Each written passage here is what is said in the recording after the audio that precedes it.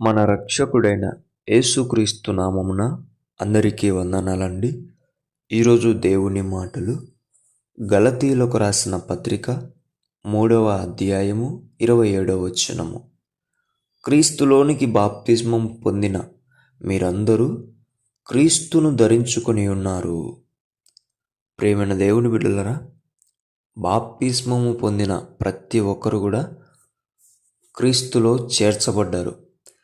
క్రీస్తులోనికి చేర్చబడిన ప్రతి ఒక్కరూ క్రీస్తును ధరించుకొని ఉన్నారు. అయితే క్రీస్తును ధరించుకొని మనము తేడాలు చూడవచ్చా? అంటే భేదాలు కలిగి ఉండవచ్చా? ఎలాగా? ఆడవారని మగవారని, ధనికులని పేదవాళ్ళని, పెద్ద కులమని చిన్న కులమని, వాళ్ళు అధికారులని వీళ్ళు ఏమీ లేనోళ్ళని, ఇలాంటి భేదాలు, ఇలాంటి మనసు క్రీస్తును ధరించుకున్న వారికి సరియేనా? ఒకసారి ఆలోచించాల. అది చాలా అంటే చాలా తప్పు. దేవుని బిడ్డలారా, క్రీస్తు అలా ఎప్పుడు చూడలేదు. అందరికీ ఒకే స్థానం ఇచ్చాడు. అందరి మీద ఒకే ప్రేమ చూపించాడు. దేవుని బిడ్డలారా, మనం కూడా ఆ విధంగా ఉండాలి. ఈ రోజుల్లో చాలామంది ఆడవారిని దేవుని సేవ చేయకుండా చేసేవాళ్ళు ఎంతోమంది ఉంటున్నారు. పేదవాళ్ళని మందిరానికి రానియకోకుండా, వారిని దగ్గరికి తీసుకోకుండా ఎంతోమంది ఉంటున్నారు. అధికారులు వస్తే ఒక రకంగా, ఏమీ లేనోళ్ళు వస్తే ఒక రకంగా చూసేవాళ్ళు ఎంతోమంది ఉంటున్నారు.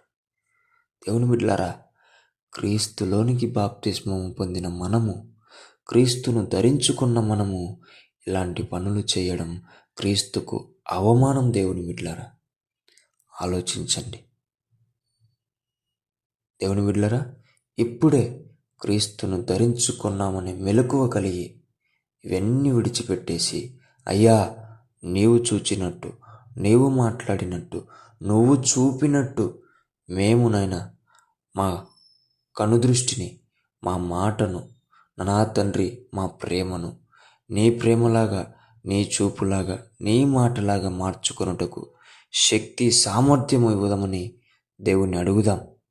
దేవుని బిడ్డలారా, ప్రార్థన చేసుకుందాం. పరిశుద్ధుడా, ప్రేమ కలిగిన దేవానికి వందనాలు, స్తోత్రాలయ్యా.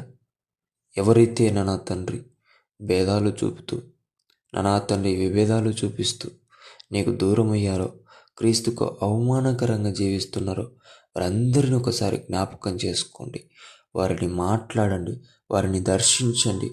నాన్న, యేసునామములో వారు మారాలనుకుంటున్న ప్రతి బిడ్డను కూడా యేసునామములో మార్చి నీ ప్రేమ అందరికీ ప్రకటించే బిడ్డలుగా, నా తండ్రి నీ చూపుతో, నీ కనుదృష్టితో, నీ మాట తీరుతో అందరినీ పలకరించే బిడ్డలుగా సహాయం చేయమని యేసునామమున ప్రార్థిస్తున్నాం తండ్రి.